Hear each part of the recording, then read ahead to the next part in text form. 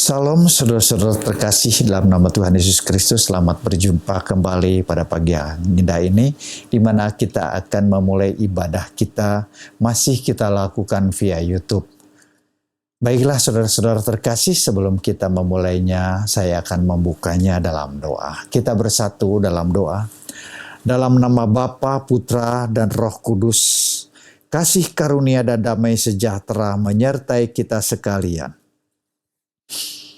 Tuhan Allah Bapa kami dalam sorga, kembali kami mengucap syukur Bapa kalau pada pagi yang indah ini Engkau kumpulkan kembali untuk kami dapat sama-sama beribadah di hadapan-Mu. Persiapkan kami semua Tuhan untuk kami dapat membawa korban puji-pujian, korban syukur dan korban pengagungan kepada-Mu. Terima kasih Tuhan, biarlah semua ini kami serahkan ke dalam tangan-Mu. Hanya di dalam nama Tuhan Yesus Kristus kami berdoa dan mengucap syukur. Haleluya. Amin.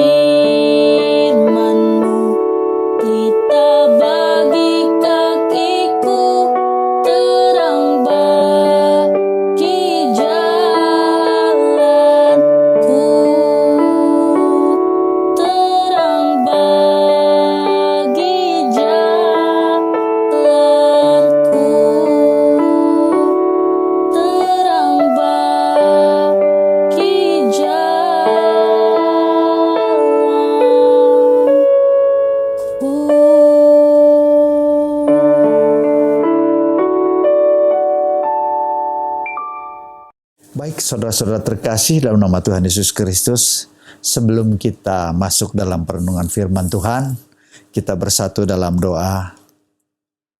Kita berdoa. Tuhan Allah Bapa kami dalam sorga, kembali kami mengucap syukur Bapa kalau pada pagi ini Tuhan, Engkau berikan kesempatan untuk kami dapat merenungkan firman Tuhan, untuk membuka rahasia-rahasia kebesaran nama Tuhan. Kami percaya kekuatan yang daripada Tuhan akan Engkau berikan melalui firman yang akan disampaikan. Buka pikiran dan hati kami Bapa, agar kami mengerti apa yang Engkau akan sampaikan melalui hamba-Mu yang tidak ada apa-apanya ini Tuhan, menjadi saluran berkat bagi kebesaran nama-Mu saja. Juga pakai hamba-Mu ini Tuhan menjadi saluran berkat, bahkan memakai bahasa yang sesederhana mungkin sehingga dapat dimengerti oleh semua kami yang mendengarkan. Terima kasih Bapa, terima kasih. Biarlah semua ini kami serahkan ke dalam tangan-Mu. Hanya dalam nama Tuhan Yesus kami telah berdoa dan mengucap syukur. Haleluya. Amin. Baik saudara, firman Tuhan pada pagi hari ini terambil dari 2 Raja-Raja 18, 2 Raja-Raja yang 18, ayat 1 sampai dengan 8. Maka dalam tahun ketiga zaman Hosea bin Ela, Raja Israel, Hizkia, anak Ahaz, Raja Yehuda menjadi raja. Ia berumur 25 tahun pada waktu ia menjadi raja, dan 29 tahun lamanya ia memerintah di Yerusalem. Nama ibunya ialah Abi, anak Zakaria. Ia melakukan apa yang benar di mata Tuhan, tepat seperti yang dilakukan Daud bapa leluhurnya. Dialah yang menjauhkan bukit-bukit pengorbanan dan yang meremukkan tugu-tugu berhala dan yang menebang tiang-tiang berhala dan yang menghancurkan ular tembaga yang dibuat Musa. Sebab sampai pada masa itu orang Israel memang masih membakar korban bagi ular itu yang namanya disebut Nehustan. Ia percaya kepada Tuhan Allah Israel dan di antara semua raja-raja Yehuda, baik yang sesudah dia maupun yang sebelumnya, tidak ada lagi yang sama seperti dia. Ia berpaut kepada Tuhan, tidak menyimpang daripada mengikuti dia, dan ia berpegang pada perintah-perintah Tuhan yang telah diperintahkannya kepada Musa. Maka Tuhan menyertai dia kemanapun juga ia pergi berperang. Ia beruntung, ia memberontak kepada Raja Asyur, tidak takluk lagi padanya. Dialah yang mengalahkan orang Filistin sampai ke Gaza dan memusnahkan daerahnya, baik menara-menara penjagaan maupun kota-kota yang berkubu. Amin. Ya, demikianlah firman Tuhan. Jadi melalui perenungan firman Tuhan, saya beri tema adalah perubahan, ya. Jadi dari tema ini, dari firman Tuhan ini, kita mengambil tema perubahan. Jadi bagaimana Raja Yehuda Hizkia itu melakukan perubahan-perubahan sebagaimana bangsa Israel dan Yehuda yang meninggalkan kepercayaan mereka kepada Allah Israel. Karena pengaruh dari suku-suku yang tinggal di negeri Kanaan atau tanah perjanjian yang diberikan dari perjanjian Abraham, Ishak dan Yakub, melalui Musa dan Yosua mereka memasuki tanah perjanjian, ya, yang diberikan kepada keturunan Israel atau bangsa yang dikasihi oleh Tuhan. Sesuai dengan perjanjian Tuhan kepada bangsa Israel. Jadi ada perjanjiannya, kita baca di Ulangan 5. Saya akan bacakannya, Ulangan 5 ayat 7 dan 8 yang demikian firman Tuhan. Jangan ada padamu Allah lain di hadapanku. Jangan membuat bagimu patung menyerupai apapun yang ada di atas langit atau yang ada di bumi, di bawah atau di dalam air, di bawah bumi. Jadi perjanjian mereka adalah dengan Tuhan supaya jangan menyembah ilah-ilah lain. Yang pertama adalah dikatakan ia melakukan apa yang benar di hadapan Tuhan. Jadi melalui perubahan-perubahan itu Hizkia melakukan perubahan, melakukan apa yang benar di mata Tuhan. Artinya bukan benar menurut kita, tetapi benar menurut firman Tuhan. Benar menurut ketentuan Tuhan, yaitu tidak menyembah Allah-Allah lain dan ketentuan-ketentuan yang Tuhan berikan melalui Musa. Ini menjelaskan kepada kita semua bahwa Tuhan tidak senang kalau kita pun menyembah ilah-ilah lain. Seperti apa yang dikatakan kepada bangsa Israel. Di ayat pertama dikatakan, maka dalam tahun ketiga zaman Hosea bin Ela, Raja Israel, Hizkia anak Ahaz, Raja Yehuda menjadi raja. Kenapa dikatakan Raja Israel Hosea dan Hizkia menjadi raja di Yehuda? Karena di Israel dulu Tuhan telah menyatakan bahwa bangsa Israel ini dipimpin oleh Tuhan. Bangsa Israel dibimbing oleh Tuhan. Sehingga Tuhan menjadi raja atas bangsa Israel. Menjadi pimpinan atas bangsa Israel. Tetapi bangsa Israel rupanya membelot. Tidak percaya kepada Allah yang tidak kelihatan. Mereka menginginkan seorang pemimpin. Mereka menginginkan seperti kerajaan-kerajaan lain. Yang punya raja, punya pemimpin, punya panglima, punya angkatan perang. Yang seperti itu yang diinginkan. Sehingga melalui perjalanan bangsa Israel, pada saat Musa naik ke Gunung Sinai, mereka membuat lembu emas. Bangsa Israel menginginkan seorang pemimpin sehingga mereka melihat ingin ada pemimpin yang terlihat, ingin ada pemimpin sehingga sebagai suatu bentuk atau bentuk lembu atau bentuk patung ya. Mereka mengumpulkan sehingga menjadilah patung lembu emas. Oleh Harun dikumpulkan. Sebetulnya maksud mereka supaya mereka kelihatan karena Musa naik ke Gunung Sinai. Sehingga mereka tahu bahwa pemimpin mereka terlihat oleh mata. Padahal Tuhan telah memimpin mereka keluar dari Mesir sehingga menuju Gunung Sinai dan menuju tanah perjanjian. Nah itulah kenapa dikatakan di sini Hosea bin Ela Raja Israel dan Hizkia anak Ahaz menjadi Raja Yehuda. Jadi Tuhan telah menetapkan sebetulnya Raja Saul diganti oleh Daud. Dan Daud setelah Daud pecah kerajaan setelah Daud Salomo, dan setelah Salomo pecah kerajaan Israel menjadi dua, yaitu Israel dan Yehuda. Nah pada saat itu Israel dipimpin oleh seorang raja yaitu Hosea, dan Yehuda dipimpin oleh Hizkia. Dikatakan di sini ia berumur 25 tahun. Jadi pada saat Hizkia menjadi raja, ia berumur 25 tahun. Ini menjelaskan kepada kita sekalian bahwa kedua kerajaan Israel tidak sama pandangannya. Tidak sesuai keinginan Tuhan. Yang satu Israel berjalan sendiri dan Hizkia berjalan sendiri. Sehingga tidak sesuai dengan janji peraturan-peraturan yang Tuhan berikan kepada bangsa Israel. Dikatakan Hosea menjadi Raja Israel dan Hizkia menjadi Raja Yehuda. Ia berumur 25 tahun. Umur 25 tahun itu adalah umur yang muda. Tetapi kenapa dijelaskan di sini ia berumur 25 tahun waktu ia menjadi raja? Artinya apa? Umur boleh muda, umur masih 25 tahun, tetapi ia berpaut kepada Tuhan. Ia lalu dikatakan di sini 29 tahun ia memerintah di Yerusalem. Nama ibunya ialah Abi anak Zakaria.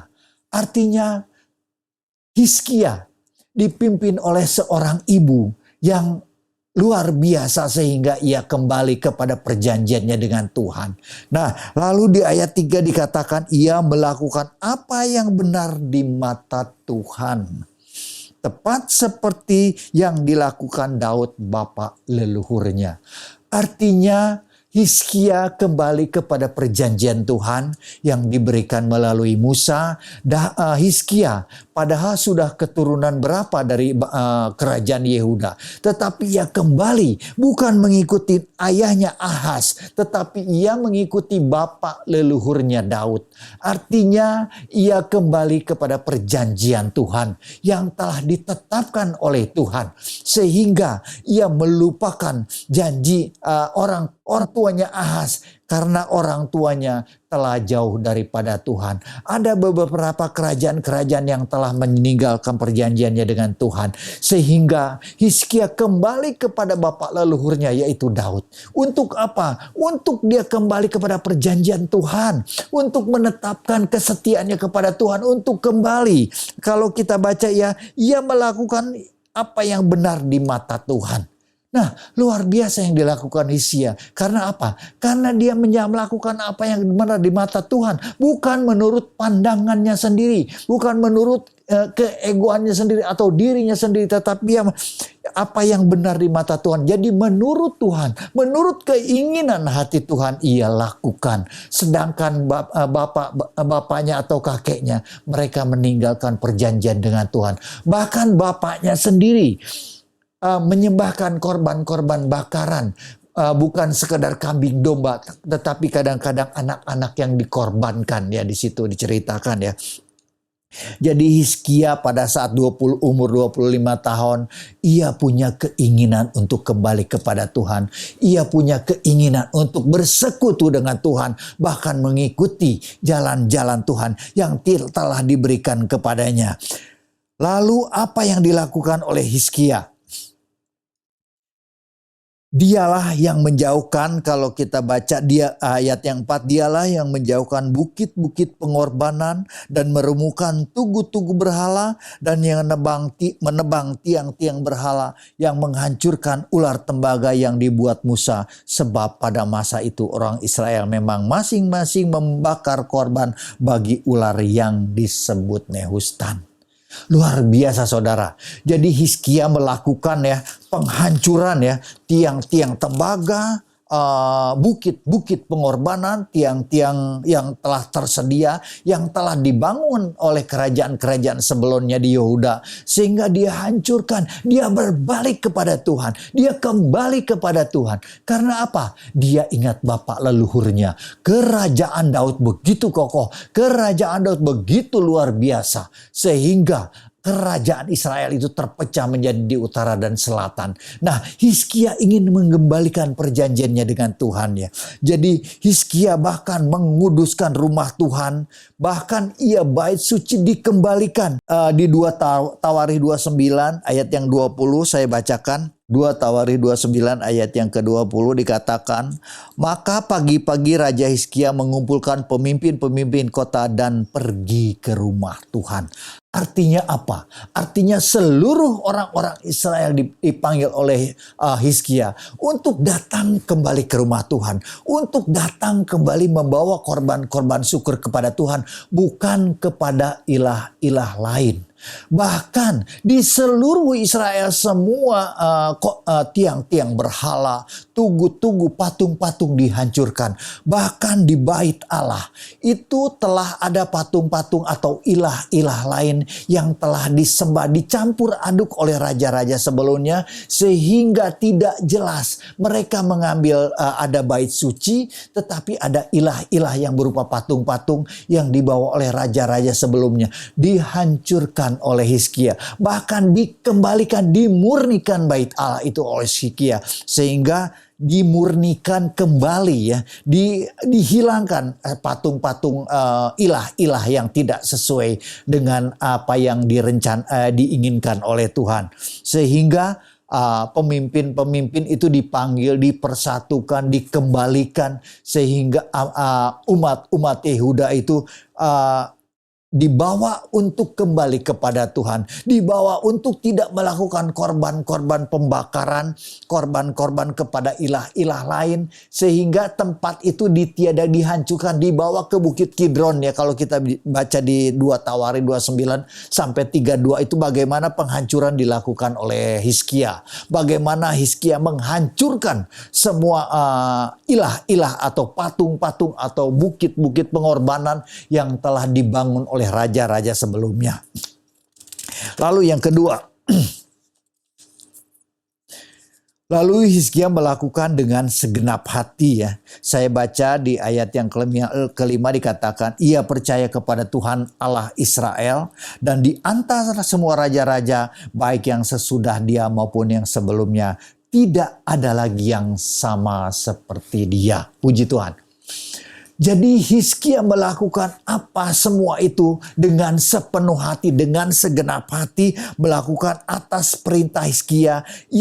Bahkan ia menempatkan orang Lewi yang bertugas pada bait Allah. Kemudian rumah Tuhan juga ditempatkan, puji-pujian dikembalikan. Ada puji-pujian kepada Tuhan, ada ceracap, ada gambus sesuai dengan perintah Daud dan Nabi Gad ya. Rencana Daud dikembalikan ke bait Allah, rumah Tuhan dikembalikan sebagaimana mestinya, karena ia melakukan dengan segenap hati. Juga lalu Hizkia mengirim pesan kepada seluruh bangsa Israel. Dikirimlah seluruh melalui pemberitaan ke seluruh bangsa Israel ya, bahkan kepada Efraim, kepada Manasye, juga kepada seluruh bangsa-bangsa di Israel ini, keturunan Yakub, untuk mengadakan Paskah bagi Tuhan.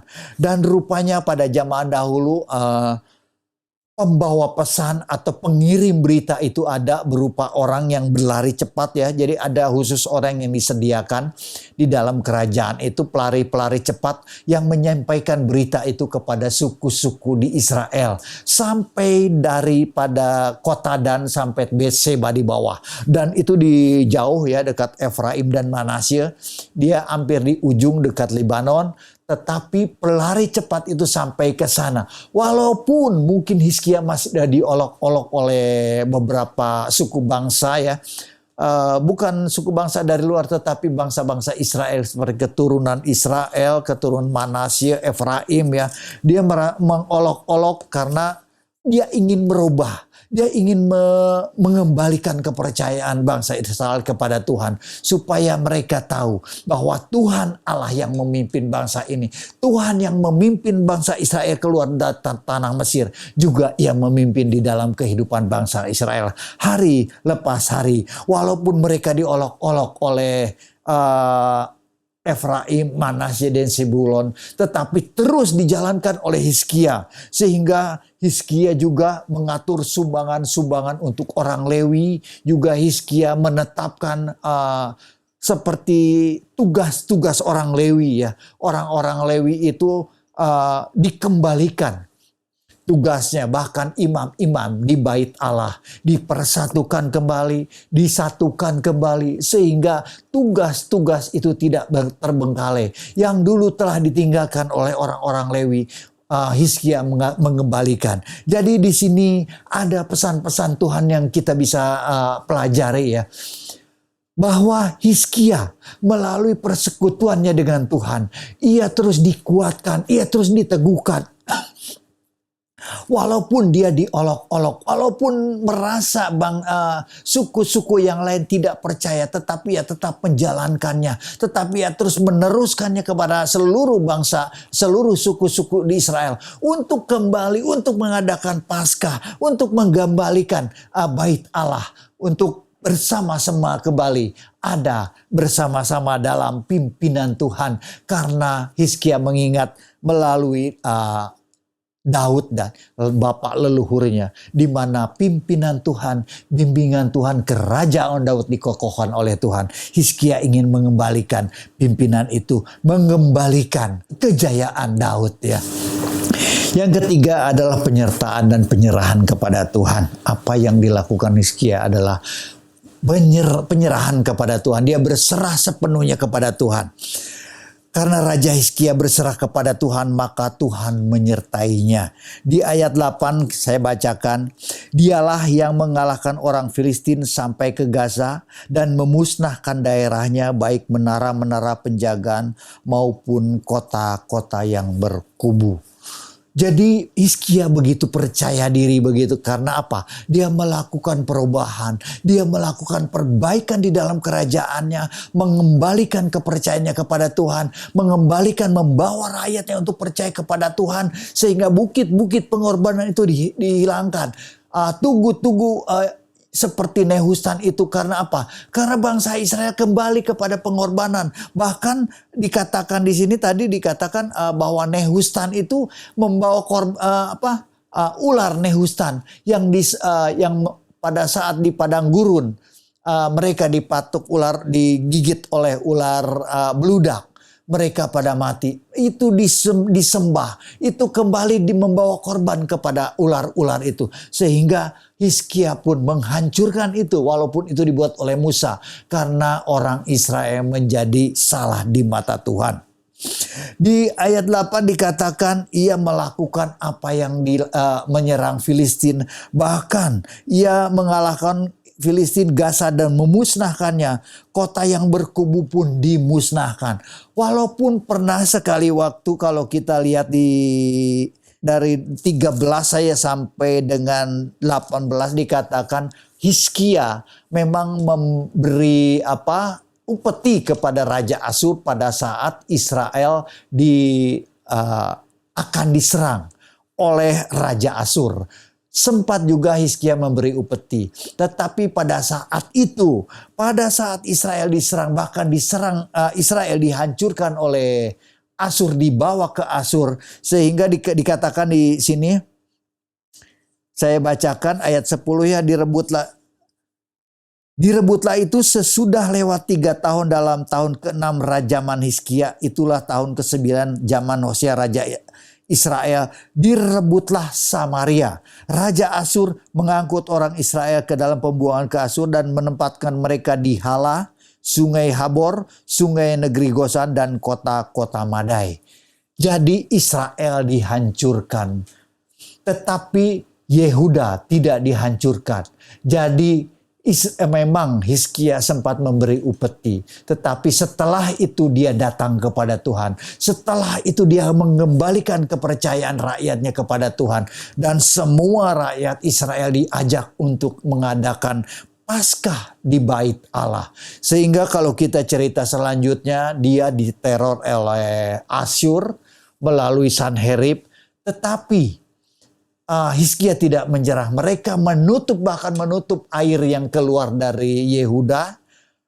Karena memang dalam masa peperangan itu kan perlu air ya. Dan air yang mengalir ditutup oleh Hizkia. Tetapi diceritakan bahwa Sanherib pulang lalu dibunuh oleh anaknya. Dan Asyur tidak bisa merebut Yehuda.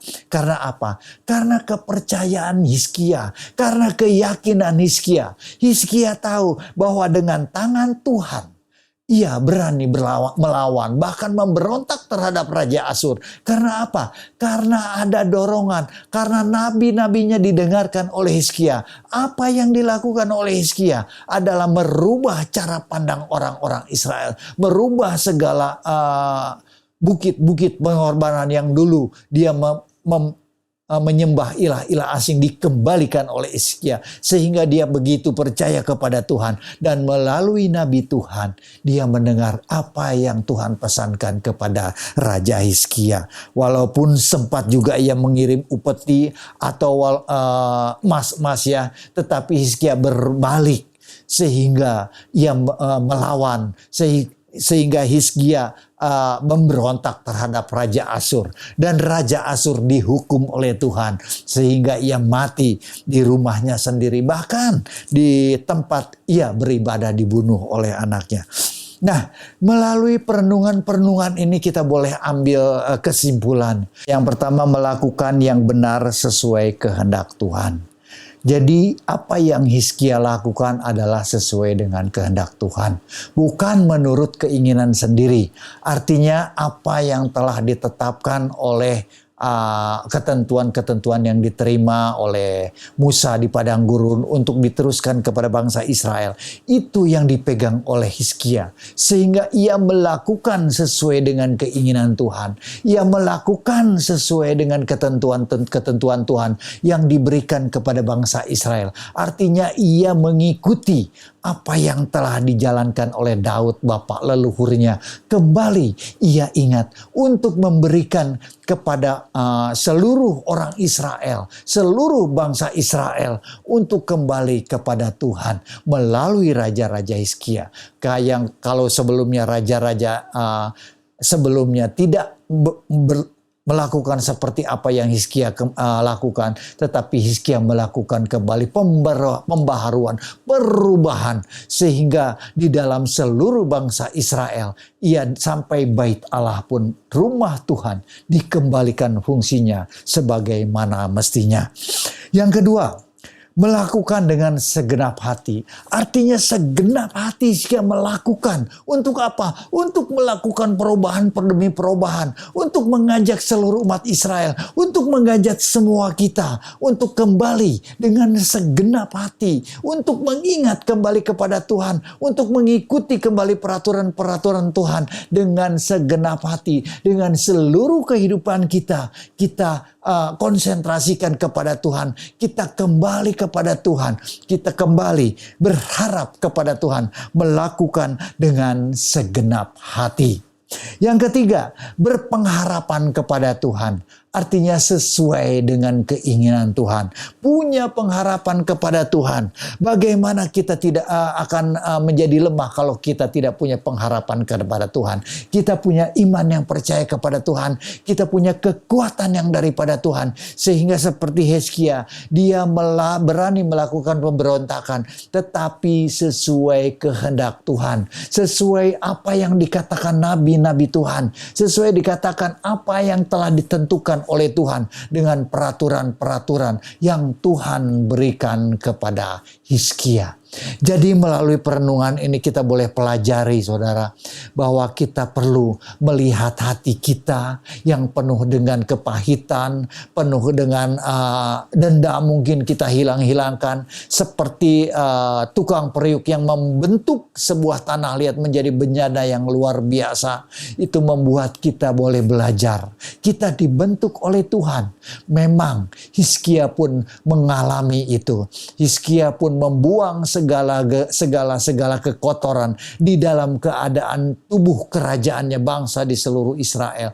Bahkan di seluruh Israel dibersihkan oleh Hizkia. Supaya apa? Supaya Tuhan berkenan kepada kita. Supaya Tuhan memberikan kemenangan demi kemenangan buat orang percaya, buat anak-anak Tuhan yang mengasihi Tuhan, bahkan berjalan sesuai dengan kehendak Tuhan.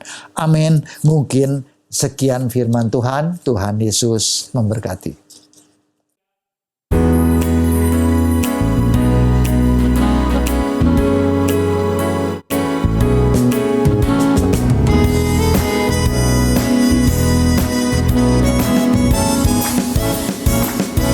Dengan imanku ku hadapi semua. Dengan imanku semua berlalu. Gunung-gunung pencobaan, gunung-gunung kesusahan.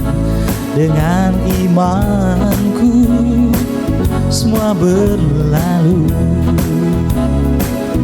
Dengan berdoa hadapi semua. Dengan berdoa semua berlalu. Letak kekuatan kita di dalam berdoa. Dengan berdoa semua berlalu. Dengan bersyukur ku hadapi semua. Dengan bersyukur semua berlalu. Iman, doa, dan bersyukur sama besar kuasanya. Dengan bersyukur semua berlalu. Iman, doa, dan bersyukur sama-sama kuasanya.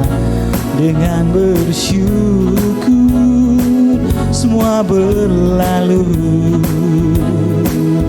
Dengan bersyukur semua berlalu.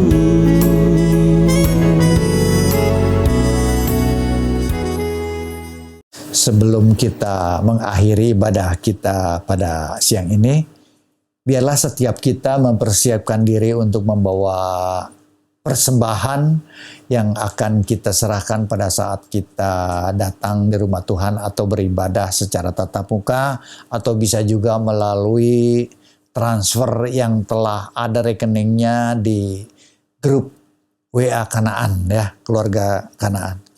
Baiklah saudara-saudara, saya akan mengakhirinya dan kita akan berdoa.